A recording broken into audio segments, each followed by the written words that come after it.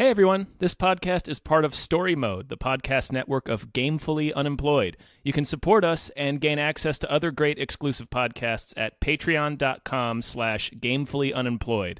That's patreon.com/GAMEFULLY unemployed, which is spelled like it sounds.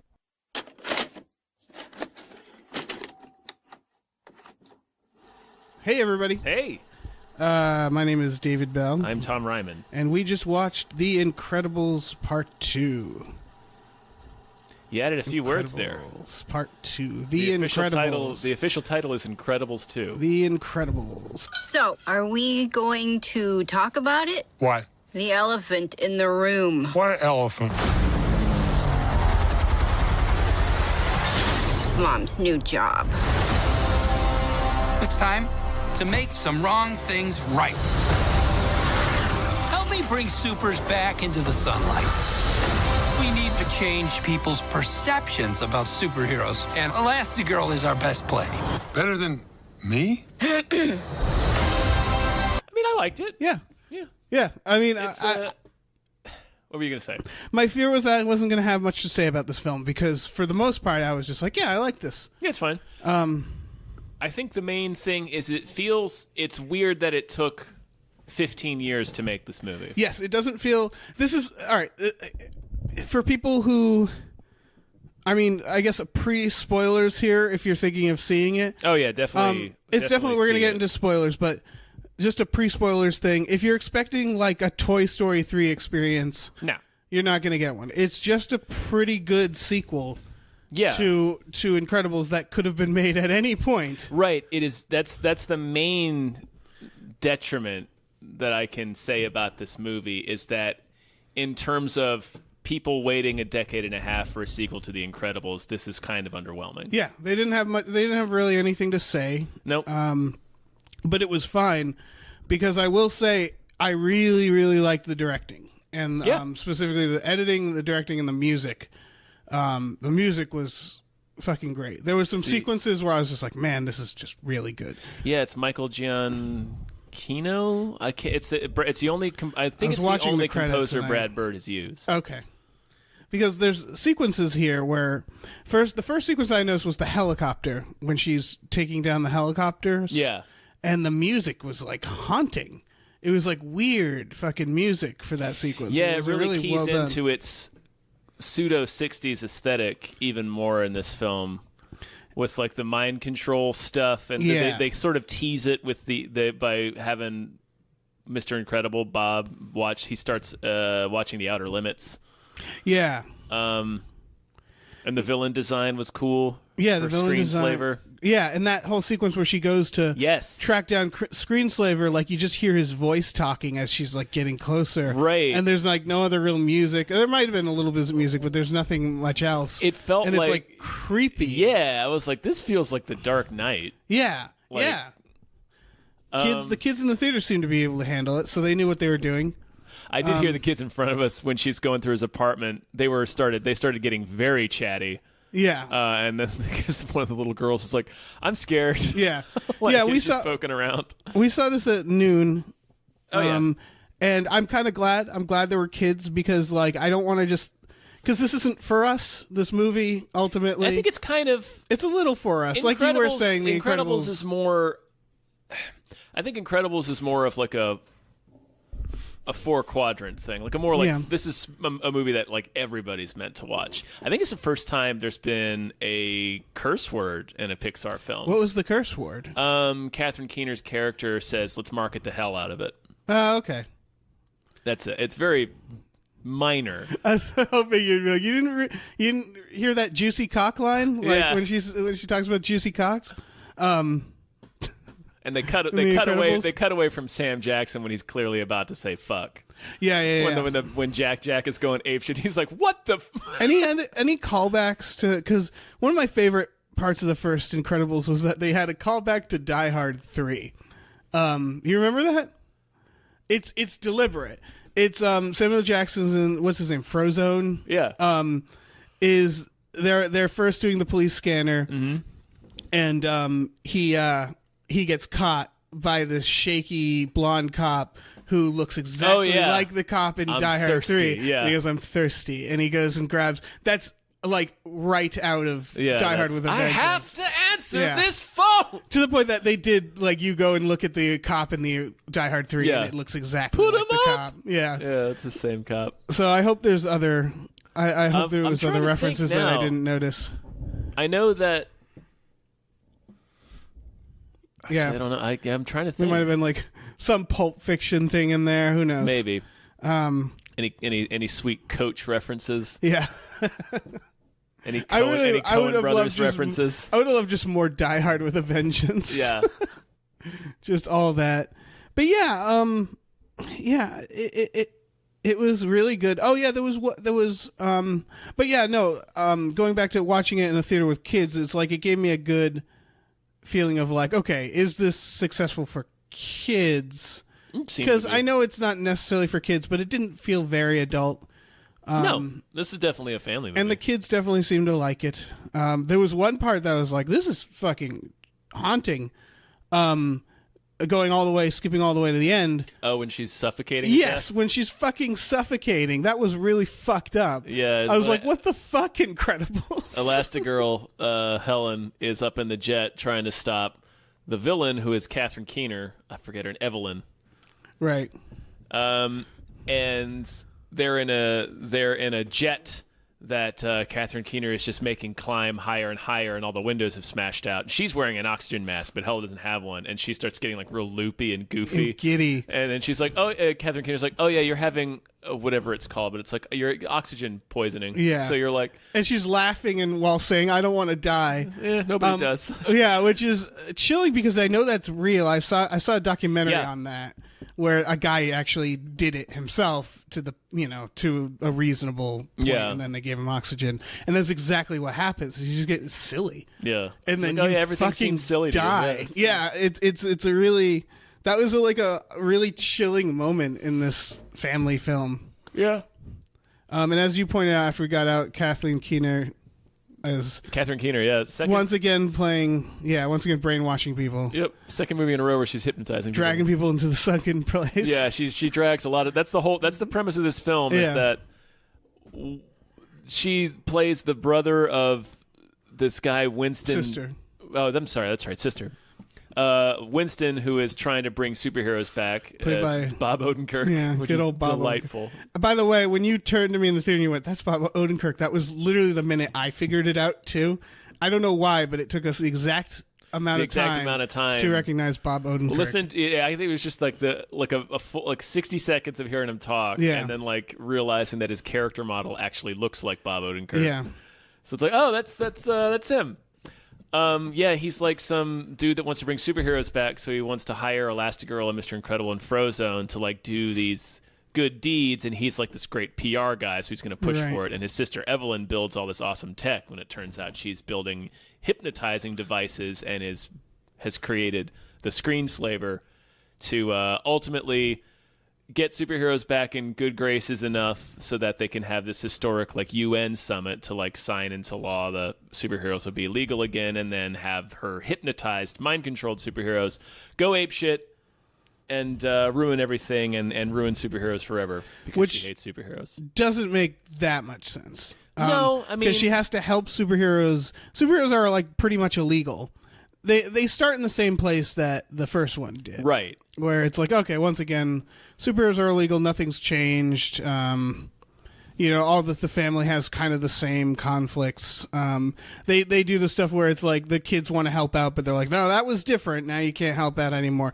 Like they kind of reset the They story. do to the point where they literally have the boy that Violet had a crush on. At the end of the first film, he invites her on a date. They literally erase his memory to bring that storyline back to square one. Which that was the first kind of disappointment where, it didn't feel like they had much to say, so they're just like, let's just kind of do the same stuff. Right. It's basically the same movie, except they tweak the villain's plan slightly. Right. The villain is still a person who is gaslighting them. Yeah. Which again was, I'm sure for a kid it was very surprising, but it was that thing where the I thought moment it was both of them. Yeah, I thought it was both of them. That was Which the shows one surprise. Yeah, the one surprise is that Bob. Bob Odenkirk wasn't evil.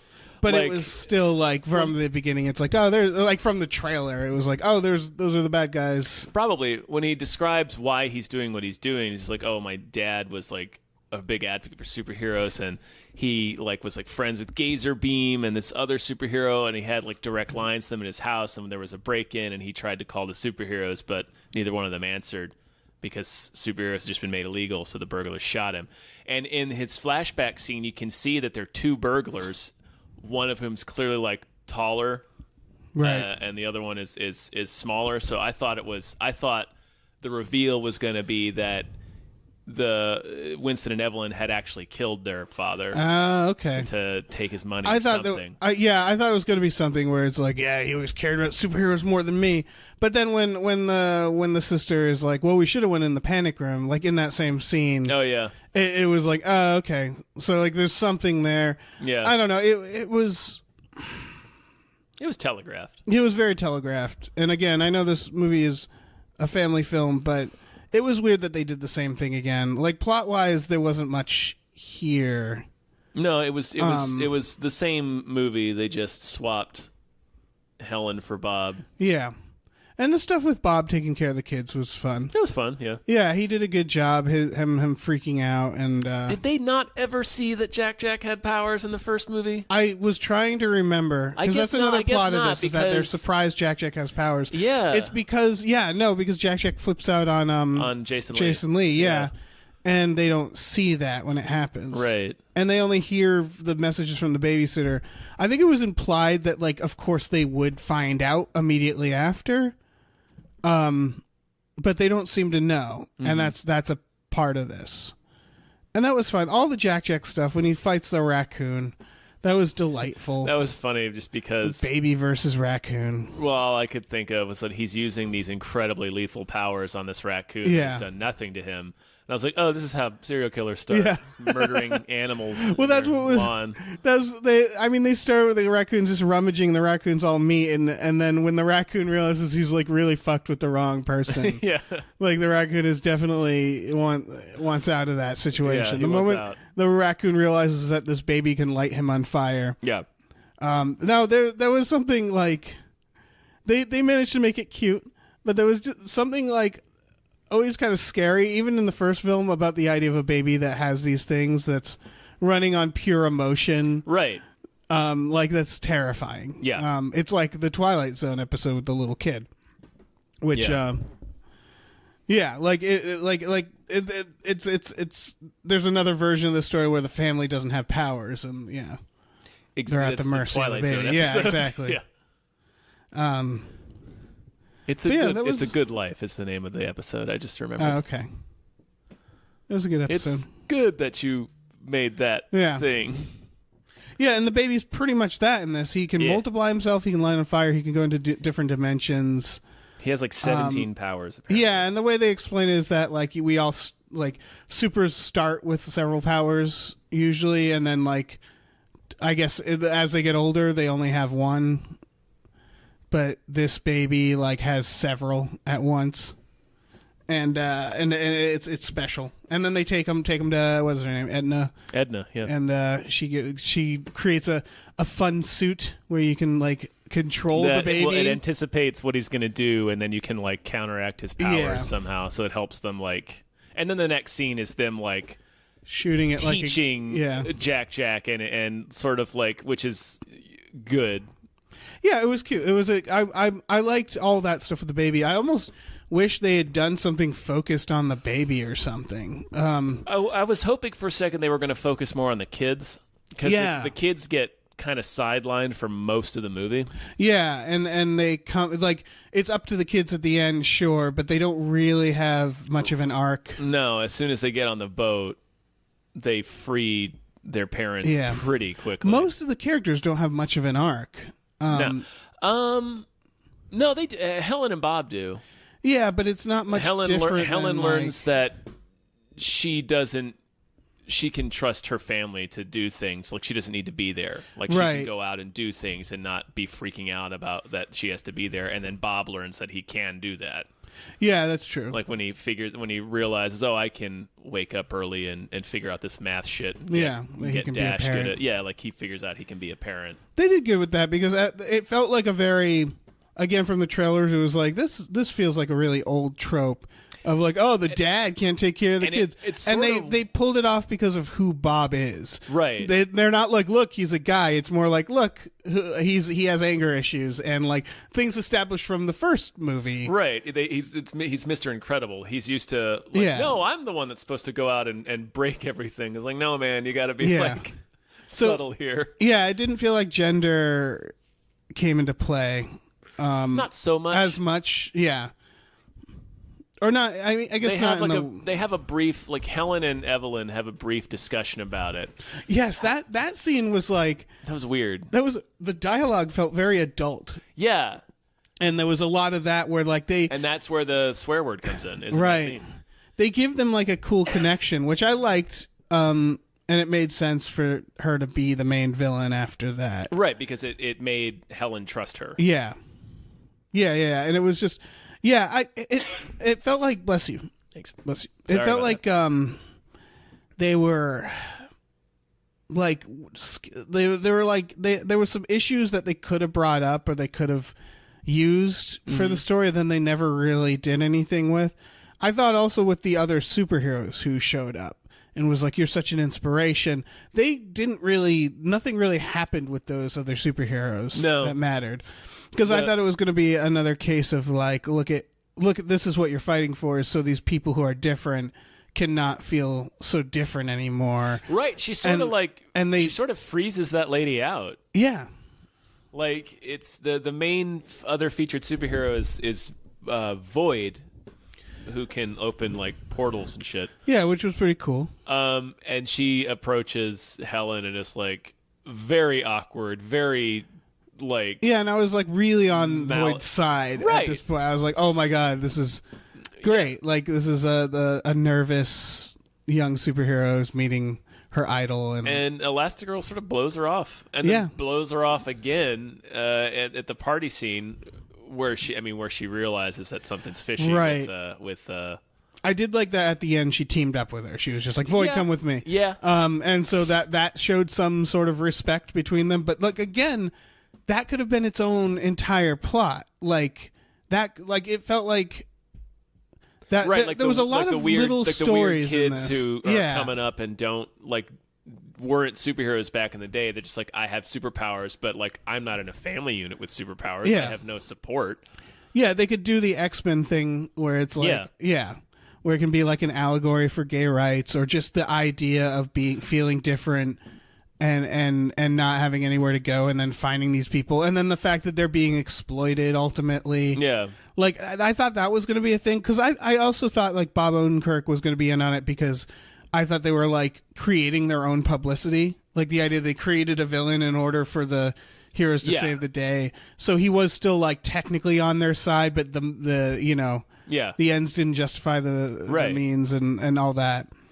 And it felt like there was a lot of places they could go like that, where like they could have some sort of bigger message, and then ultimately it's just sort of a superhero. Yeah.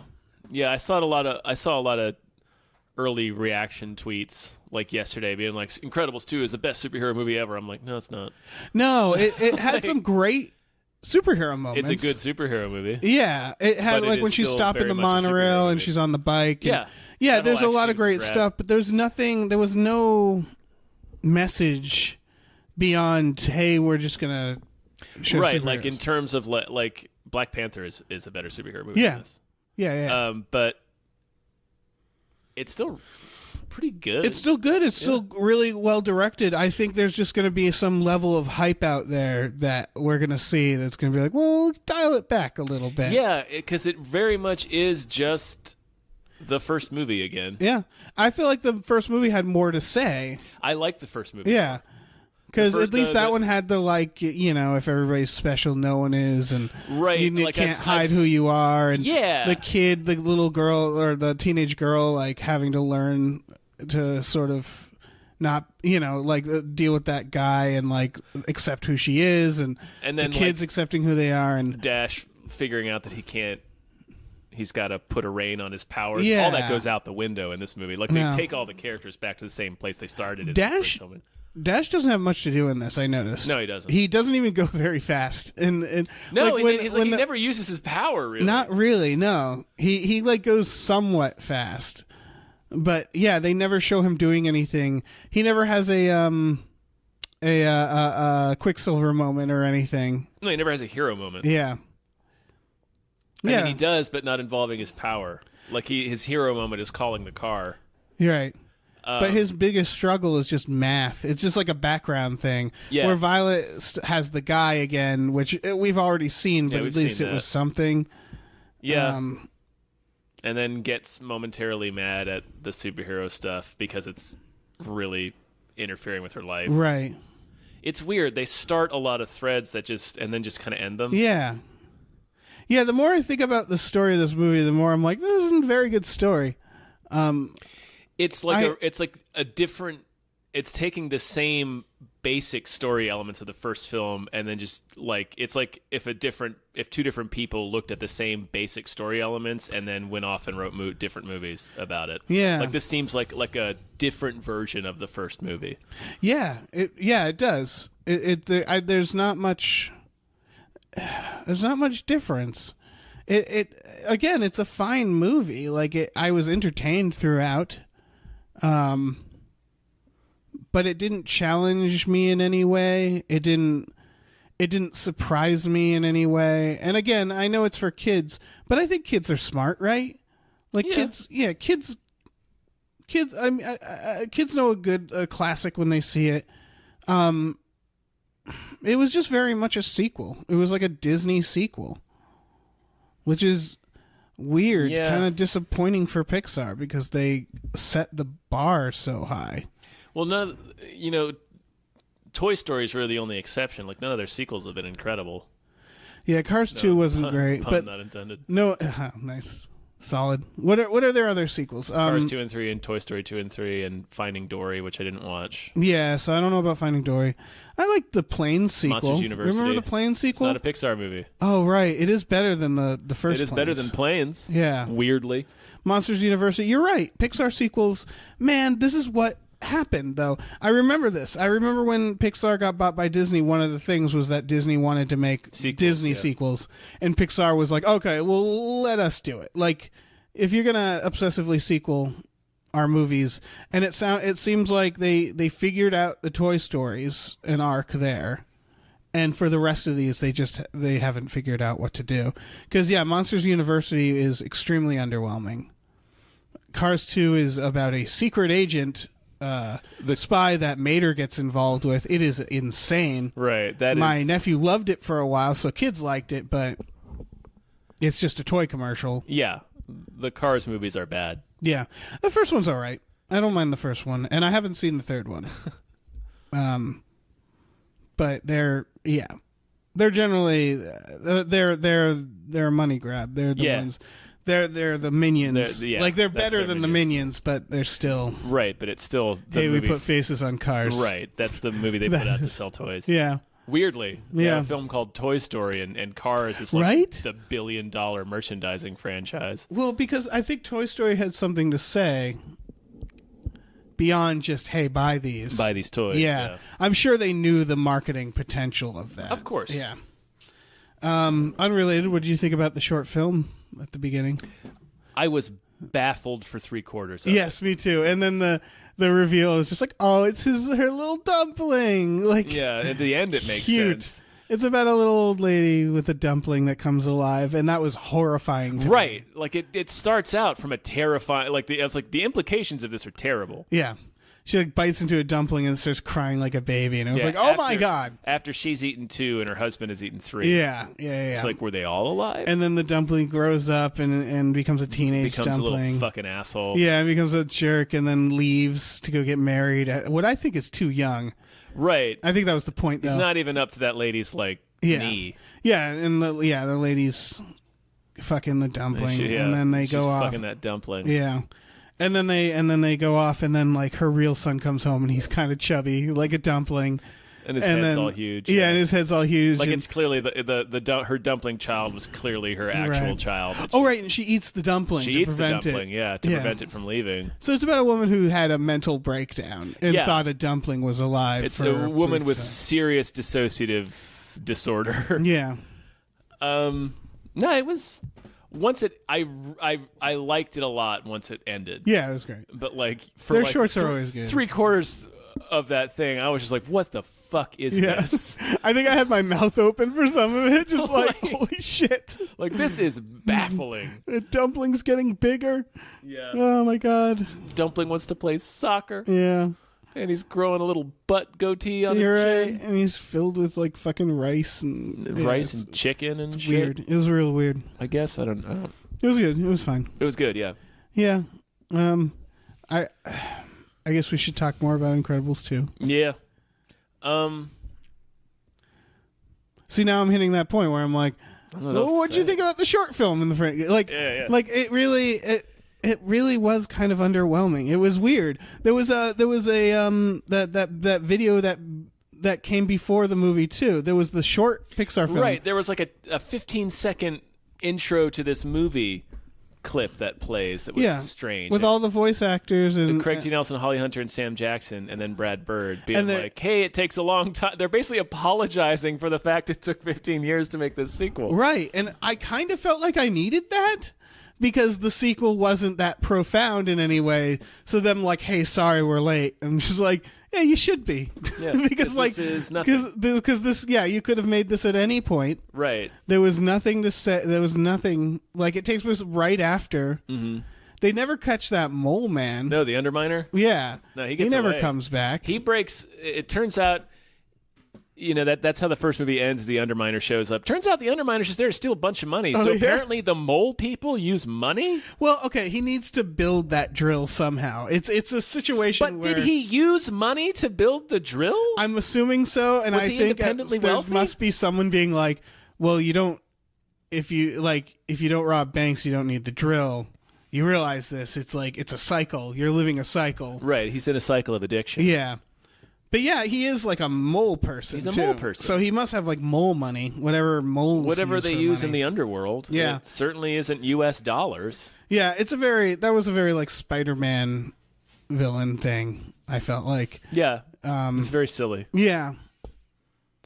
Yeah.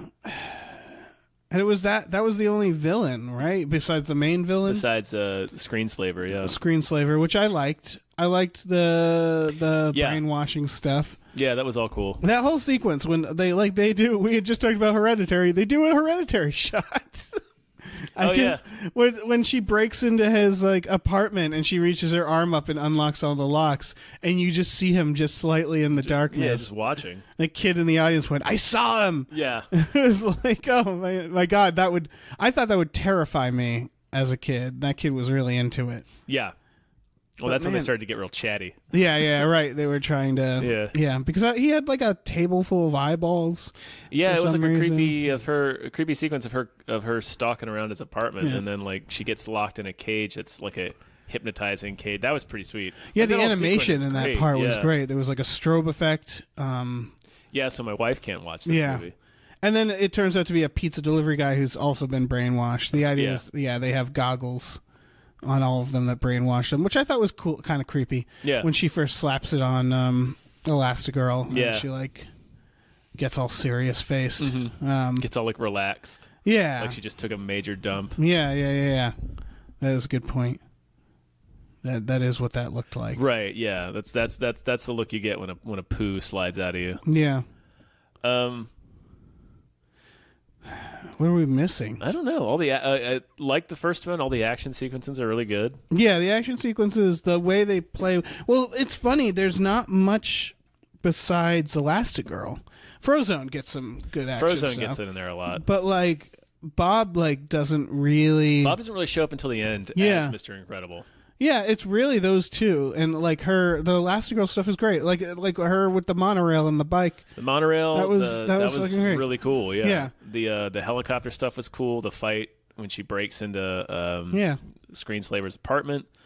The fight at the house was neat. with Oh, Frozone yeah, and yeah. the kids and all the brainwashed superheroes show up. Yeah, the Void stuff, it was basically a fight with the portal gun. And they had fun with that. Mm-hmm. And- It's Blink from X-Men. Yeah. And like that was fine. It did. Yeah, it was. Yeah, the action was good. I don't know. Some stuff on the ship. Yeah, it was. It kept my attention. Yeah, it's a good. Yeah. It's a good movie. It's just it's sort of underwhelming. Yeah, It just in terms of just for having waited so long for an incredible sequel, it felt very much like, okay, here's just the next one. Yeah. It was weird. It was like watching the first episode of a television show and then having to wait 10 years to watch the second episode. yeah. And it's not going to be anything grand or profound. It's just going to be like the next episode. And it ends just like the other one, where it's like, okay, off to another adventure. Off to more adventure. Like, they go off chasing 2 cars full of dudes that are just speeding down the street, firing guns into the air. Yes. What were they Just like up to? crime. Like, It's a crime parade. fucking crime are they? What are you Oh, committing? Yeah, they're just having fun. Yeah, just having a felt, blast. It felt like a placeholder. It felt like they were just like, all right, let's make The Incredibles relevant again some more, so we can It was have the people come out dressed as The Incredibles at Disney, and like it didn't. It was weird because of all the Pixar films, this is the one that I most wanted a sequel to. I wonder if it's the reason that it took so long is because they just didn't have an idea. Well, that's what I was reading. That's what Brad Bird had said, was that he wouldn't make one unless he came up with an idea he really liked. And he still didn't. And it's this one. Yeah, I think what happened was they were just like, "Hey, Brad Bird, You're gonna like, make one." Yeah, didn't he just make Tomorrowland? Yes. Or yeah, I think after that maybe he was like, "Man, I need a win. I need a hit. Yeah, I need a win. I need a win. and so fuck it, I'm just gonna go with this one script they sent me of Incredibles that isn't very good, but yeah. What else has Brad Bird done? He should have done Jurassic World. He should have. Didn't he do? Did he do a Jurassic World? No. They asked him to. Who did? Joe Johnson. That's what I'm thinking of. He did Jurassic Park 3. Jurassic Park 3, yeah. And then, yeah. He's got some stuff in the pipeline. Like, I know he's been working on that Earthquake movie forever. Earthquake? Is it called Earthquake? No, it's called like 19... It's the date of the big earthquake. Oh, okay. 1906. They pretty much covered He's it been with the working on that Winchester film. forever. Yeah, I don't know. This didn't seem like it needed him. But again, it was very well put together. Like, there's no denying that this film is very well put together. It looks really good. Mm-hmm. It sounds really good. The performances are really good. The action is really good. It's just, we already saw it, I guess. I don't know. Yeah. It's just, There's some new stuff in it. It's just... It felt like a sequel that came 2 years later. Yeah. As opposed, it's very felt very like much just like, hey, here's the next one. If it wasn't as well made, it would just be a direct-to-DVD sequel. Yeah. Like, the only thing that... Like, it's a very, very well-made Direct-to-DVD sequel. Because the plot is very direct-to-DVD. Like, they don't even up the stakes. It's the same stakes. It's the same stake. Well, I think it's even lesser stakes because it was like this robot's gonna blow up all the cities. Right. Yeah. And in this syndrome, his robots, he loses control of his robots. Yeah, and this one is just it's the ending of Speed 2. It's just this boat is the going ending of to Speed crash into a city, Yep. and we need to stop it. And unlike Speed 2, they sort of stop it. They stop it better than they did in Speed 2. Yes. It still sort of crashes. Kind of. Sort of, kind of, yeah. A lot of ice. A lot of ice involved. And then it just sort of ends. A lot of Mr. Incredible holding his breath for 2.5 minutes. Right, yeah. Tied to a chain. Tied to the anchor chain. Yeah. Of this boat. Yeah, and that was fine. I don't know. It was just, it was underwhelming, like, the stakes there. Yeah. It was just, we're going to crash this boat, and and they never really show, like, they have everybody sign the law UN Accords or whatever that says what's the agreement in Avengers Sokovia Accords. Yeah. It's their own Sokovia Accords, and they sign it, and then they frame, like, they have them on tape on the news saying, like, we are bad, like, Yeah. the superheroes, and then they go to crash, and then they save it, and then they sort of yada yada over, like, well, what happened after that? Didn't people think they did it? Like, it would have to be, so they just show her being cuffed. They got Evelyn in custody, and then and Bob got Odenkirk hypnotized. And, knows, yeah. I guess in a way that's fine, because it would have been more irritating if they were, like, slowed it down more for that shit. If they, like, crashed the boat and then cops were there, like, pointing guns at them or something. It just, I don't know. I don't need to see all that shit painstakingly animated. Yeah, that's a lot of work. Yeah. They say that. They literally, in that video at the beginning, they're like, animation's hard. It's such a weird video to begin this movie with. It was very weird, and it was like, that's not the problem. The problem hasn't been that they've spent 15 years, like, trying to animate it. Right. Like, don't throw your animators under the bus because you couldn't come up with a story. Because that's basically what they do in that video. Yeah. That was such a weird video. Is that going are they doing that video everywhere? I assume so. Who thought that was a good idea? Because it's in between the short and the movie. Yeah, it's the idea of, like, if you were gonna show someone a piece of your writing or art, and you keep doing this disclaimer, like, okay, no, before you see it, I just want you to know I was a little drunk, and, like, it was late. It's going through a rough time in my life. Yeah, it's that. It's them, like, okay, everybody, before you see this, it's them qualifying the film before we start watching it. Yeah, I've never seen that before. Yeah, I have never seen anyone do that. And it was just apologizing for the film existing. That we were about to watch.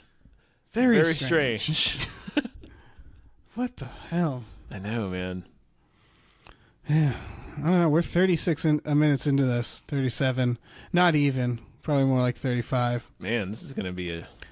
Well, I mean, again, this was my problem watching it. Yeah, this might be a short one. Because it's just... I don't know what else to say. We were talking about how we should have had Star in this. She would have probably had shit to say about the animation. Yeah. But, like, I feel like she could... It's just the animation of the first one, right? Yeah. Pixar has that... I don't want to call it a problem. That thing where, like, they don't need... Like, they hit a point where computers were as good as they need them to be. Right. And from here on, they're like, yeah, no, have your little advancements in computer animation. We're going to stay right here, you know, with our, like, Toy Story 3 era. Because, like, otherwise we don't want a hyper realistic movie. No, it still has to look like animation. Toys. Yeah. Well, I kind of want to see a hyper realistic reenactment of Toy Story. I mean, you got a little bit of that in Beauty and the Beast with, like, Lumiere and Cogsworth. And right. That was fucking awful. Oh, yeah. And in about 15 years, I'm sure we'll get that. Toy Story. We're going to get, like, a weird... shit out by Disney. Yeah. Like, you remember Toy Story? Here it is again, exactly the same. But in live action, yeah, we just even did though the all of renders the better. characters are going to be animated still. Yeah. But Disney. it's live action because we filmed tennis balls in front of a green screen and then replaced it with animation later. They're just remasters. That's all I've been thinking about, is that it's the idea that, like, how they'll put out Call of Duty remastered. Yeah. That's all this is it's Disney movies remastered. So, yeah, now that we've shit on Disney for a little bit, it was weird to see John Lasseter's name in the credits. Yes. For both the short that won't and be for long. Yeah, fucking hell. I know he's done at the end of the year or something. They're forcing him to step down at the end of the year, Old, which creepy man Lasseter seems too long. Too long. Yeah, you want to do that right away. I think they realized that there's not that much heat on them right now, and so they were just like, okay, let's just take a moment, let him, like, finish up his stuff. It might be some contract thing. Who knows? Yeah. Maybe it was just easier to just let when this contract ended, to be like, yeah, we're not renewing anything. A huge, what was it, Hollywood Reporter? There was a big expose written on Lasseter recently that your listeners should Google if you guys don't know what how we're talking sinister about. was it? Pretty bad. Yeah.